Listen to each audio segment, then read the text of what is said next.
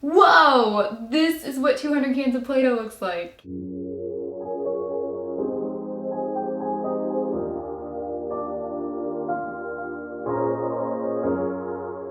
$237 cans of Play-Doh. I'm gonna turn this all into one sculpture.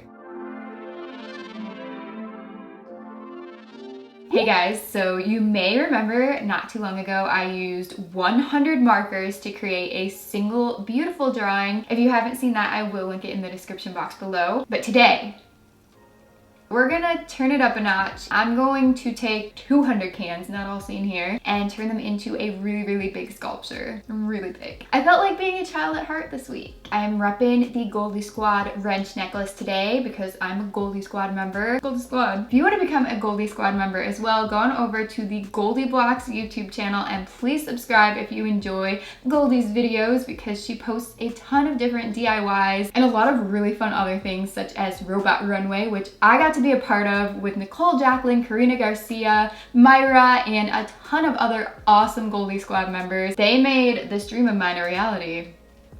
Oh my, I got a tangle. Well, there's just a little one. Thank you so much GoldieBlox for inviting me to come to VidCon and also for sponsoring this video. I hope that you guys all enjoy, and if you do, please become a member of the family here, SoCraftastic fam. Click the red subscribe button below and also turn bell notifications on. Now without further ado, let's get into the Play-Doh.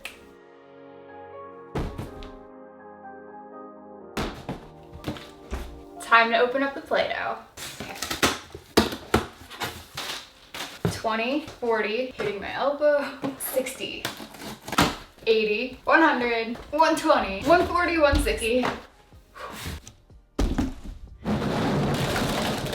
And I had a bunch left over from my previous Play-Doh video from last summer, so this should be 200 or more.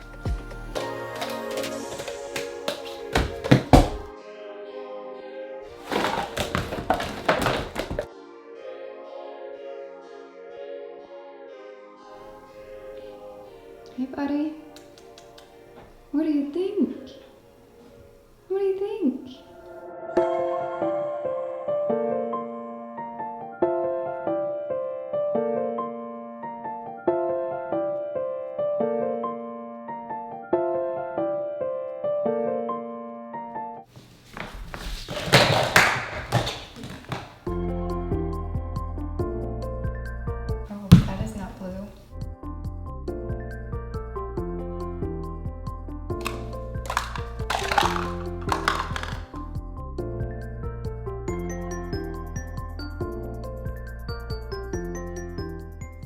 This was a lot of cans to open, so I asked my fiance to come help me and he agreed. So here, as you can see, we are just sorting all the colors. We're keeping them, well, they're already sorted, but I'm keeping all the colors in their same clump of dough. So I have all these different colors here. There's over 20 and there's a big pile of rainbow as well, or multicolor.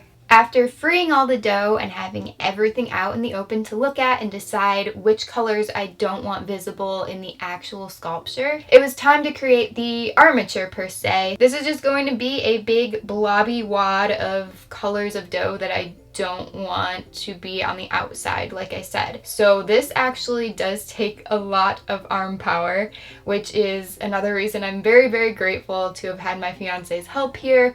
I, have been trying to lift, but I don't have a lot of muscle. I decided to put the darker colors here, the brown, black, tan. While we were opening all these cans and squishing all the dough together, we had Netflix on in the background. So the question of the video for you guys is, what are your favorite movies, TV shows, series that are on Netflix?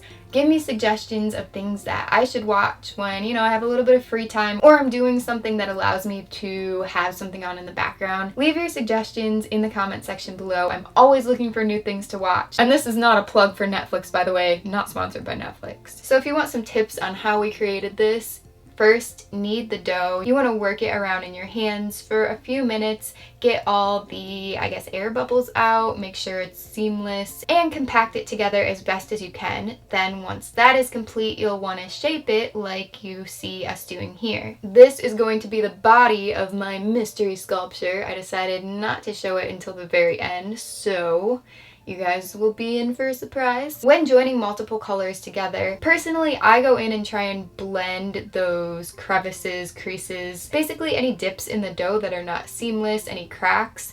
I guess maybe that was the word, that would have been the best word to use, but I just kind of go and smooth that over with my fingers and try and create a seamless look. Even though you're not going to see this, you want to make sure it's well constructed so it doesn't fall apart after you add dough on top, which is what we're working on here. So with the multicolor swirl dough, that is being rolled out into a very thin sheet. I was having a lot of trouble coming to the decision of what colors would be visible on the robot. I was going to do kind of a patchwork thing where the body was light blue and one arm was yellow, one was pastel orange, a leg was pink or something, but no, I decided I wanted it to be all the colors.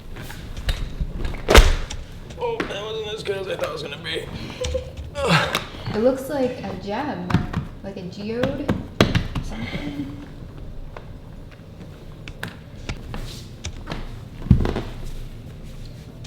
No, other side. Oh, you want this one? Okay. No, I don't like that. It's gotta... There. Oh, there you go. Thank you.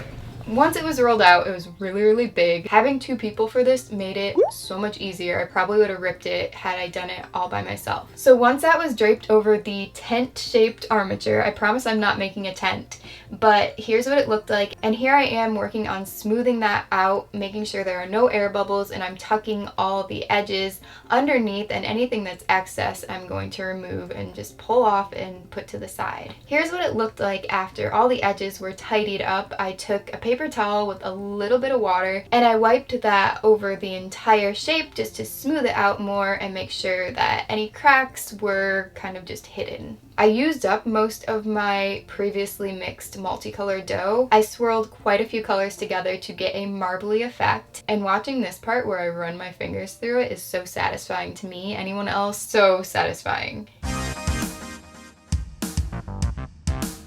And at the same time, we had another swirl going on here, and this is going to be for the head of the robot, which while he was rolling this out, I was working on the shape of the head. Here you can see me placing it on very briefly just to see what it'll look like, to make sure that it's big enough and the right shape. Once I knew I was happy with the shape of it, we went ahead and put that thin sheet over the head, and I used the same smoothing method to get rid of all the excess dough and air bubbles as I used for the body. I wanted the head to be less marbled, so that's why it looks like it's a totally different mix. That was on purpose, and I did try to make the arms and legs a little bit more similar to the body color, but again, not exact. For the arms, they're just kind of long sausage shapes really, and I tried to make them as even as possible. Here you can see that they were falling off. Adhering them is pretty easy though. You want to do one at a time and just kind of stretch that dough at the top, so extend the shoulders and blend that dough in with the body. So they were pretty secure at this point. And if you notice, I have the head off to the side right now. This is because the head is quite heavy and I don't want to leave it there for an extended period of time and distort the shape of the body, so I'm going to put that on at the end. But I did start working on the feet,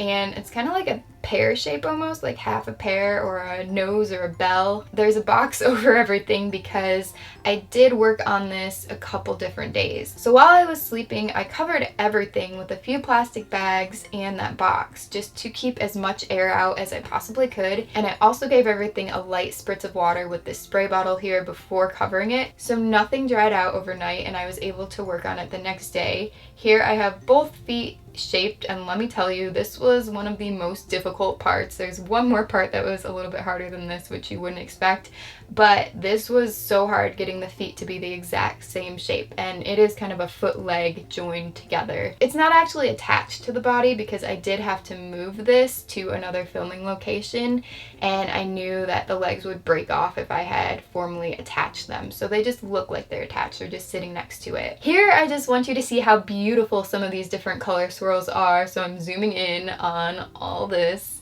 just random zooms of Play-Doh swirls. Now I thought it was safe to put the head on and leave it there while sculpting just a few little things like this tiny pink heart that I swirled different shades of pink, magenta, and white to create. I did sculpt it before sticking it on, but when it was in place, I extended the edges a little more and reshaped it to make sure that it kept that nice curve at the top and the point at the bottom.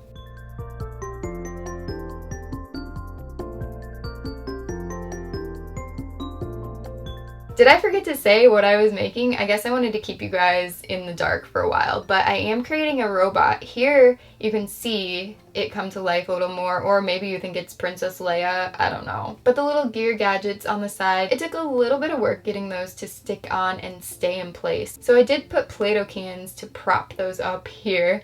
And then I took 2 black balls of clay, stuck those on for the eyes, and this probably was the hardest part. This little mouth right here, it was so difficult to get it to stay smiling. I kept getting a meh face. I actually just watched the Emoji Movie.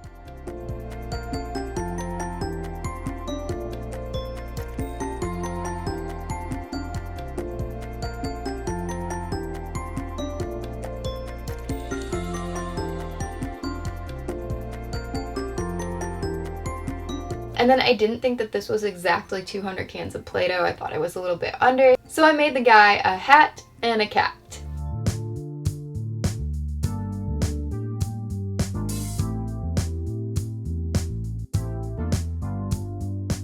Look at it. It's a little Leo. Ooh. This hat is about 15 cans of Play-Doh, give or take 1 or 2, I don't know. It's not the greatest looking, but I wanted to make this truly 200 cans, and I wasn't sure that without these 15 and these like 4 right here, that it was. What's left in the bags now doesn't look like that much. Under 40 cans, I would say. I think we made it. I think we hit the mark. It was really tough judging how much to use for the body, how big to make it. If I would have made it a little bit bigger, we would have used all the Play-Doh. But then if I would have used too much, I wouldn't have had enough to finish. You're such a good boy. The smell of Play-Doh.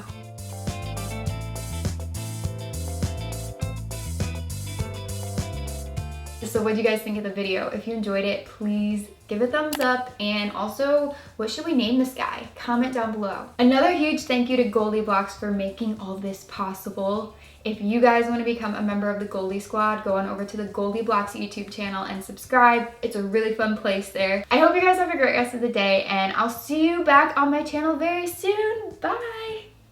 This is heavy. Should I try to balance this on my head while I go turn the camera off? The answer is obviously yes. Oh my gosh, I'm standing. Oh, it's here. And it's down.